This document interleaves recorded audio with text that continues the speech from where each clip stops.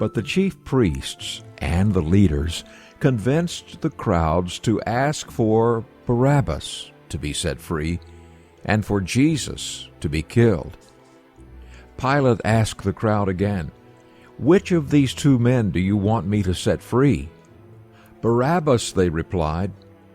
Pilate asked them, "What am I to do with Jesus, who is called the Messiah?" They all yelled, "Nail him to a cross." Pilate answered, "But what crime has he done?" "Nail him to a cross," they yelled even louder. Pilate saw that there was nothing he could do, and that the people were starting to riot. So he took some water and washed his hands in front of them and said, "I won't have anything to do with killing this man. You are the ones doing it." Everyone answered, "We and our own families will take the blame for his death." Pilate set Barabbas free.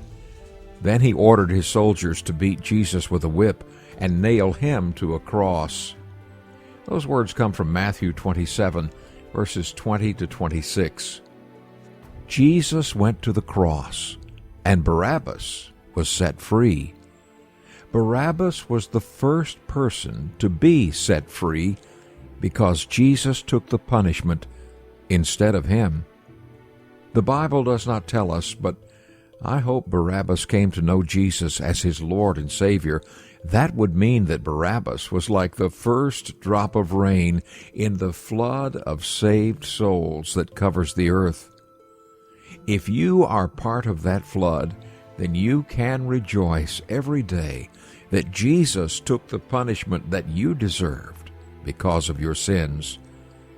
If you are not yet saved, then turn your life over to Jesus, including your heart, and confess your sins, and then proclaim to all that Jesus is your Lord and Savior. Lord Jesus, thank you for taking my place on the cross. You are the only hope for all men. You died that we might live. Praise your holy name now and forever. Amen.